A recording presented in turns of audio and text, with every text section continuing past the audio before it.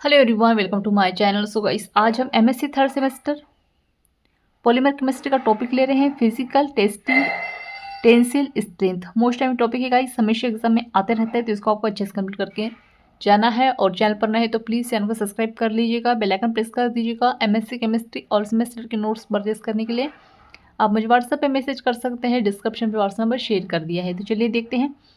तो फर्स्ट जो टॉपिक दिया है, फिजिकल टेस्टिंग ऑफ पॉलीमर के बारे में है। ठीक है, ये इसकी है आउटलाइन है।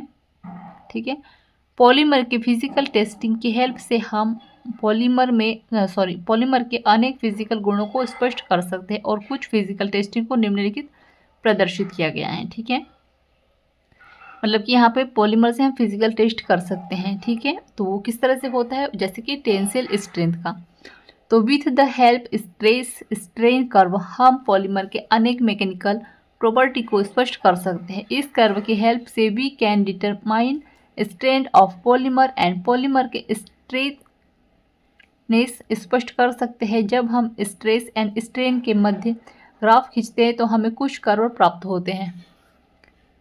यदि इस कर्व का स्लैब अधिक हो तो पॉलीमर हार्ड होते हैं, और यदि इस कर्व का स्लैब कम हो तो पॉलीमर सॉफ्ट होते हैं। कुछ स्ट्रेस स्ट्रेन कर्व को निम्नलिखित प्रदर्शित किया गया है। ये strain strain strain strain strain, ठीक है, इस तरह से स्ट्रेस इस तरह से होता है, ये स्ट्रेन इस तरह से होता है। ऐसा समझ में?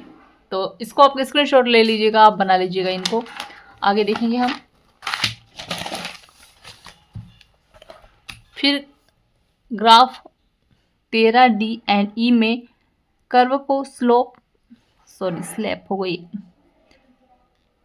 अधिक है, हैंस पॉलीमर इज हार्ड, जबकि ग्राफ ए एंड सी में स्लैप लेस है, hence polymer sample is soft. ठीक है, अब है फैटिग्यू टेस्ट। जब पॉलीमर सैंपल पर स्ट्रेस लगाया जाता है तो एक निश्चित स्ट्रेस पर पॉलीमर सैंपल के रेप्चर हो जाता है, अर्थात एक निश्चित स्ट्रेस पर पॉलीमर सैंपल के ये गुण नष्ट हो जाते हैं। इस प्रक्रिया को फैटिग्यू कहते हैं। पॉलीमर का फैटिग्यू टेस्ट सर्वल मेथड द्वारा किया जा सकता है। इसकी हेल्प से पॉलीमर की स्ट्रेंथ ज्ञात की जाती है।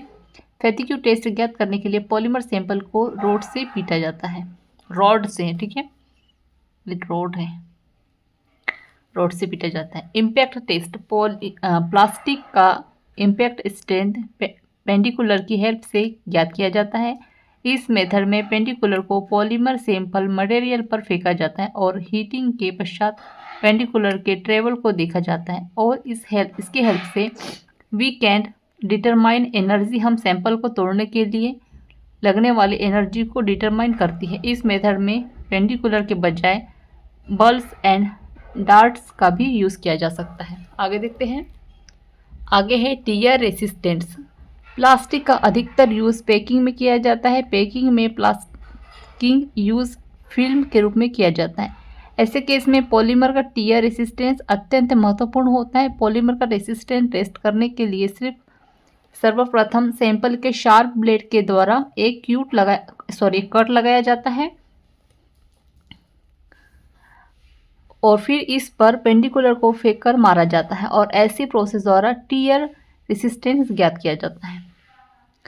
फिर है हार्डनेस। तो पॉलीमर सैंपल का हार्डनेस स्ट्रेस स्ट्रेन कर्व द्वारा ज्ञात किया जाता है, और it is also determined constant loading भार द्वारा स्पष्ट किया जा सकता है। यदि सैंपल कांस्टेंट लोड द्वारा प्रोसेस नहीं होता तो हार्ड होगा। यदि ये आसानी से प्रेशर हो जाते हैं तो सैंपल सॉफ्ट होगा।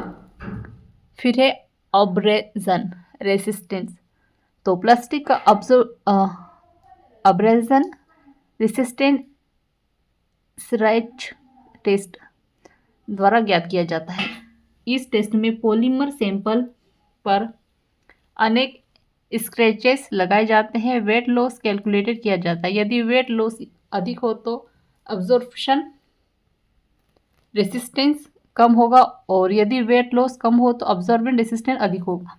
पॉलीमर सैंपल को स्क्रैच करने के कारण इसकी चमक ग्लास कम हो जाता है। इसकी हेल्प से हम अब्जॉर्प्शन रेसिस्टेंस ज्ञात कर सकते हैं। सो गाइस, यहाँ पे जो है हमारा टॉपिक एंड होता है। सो आई होप आपको अच्छे समझ में आ गया होगा। सो प्लीज़ चैनल को सब्सक्राइब कर दीजिएगा, बेल आइकन प्रेस कर दीजिएगा, MSc केमिस्ट्री और सेमेस्टर के नोट्स परचेस करने के लिए आप मुझे व्हाट्सएप मैसेज कर सकते हैं, डिस्क्रिप्शन बॉक्स नंबर शेयर कर दिया है। Thank you.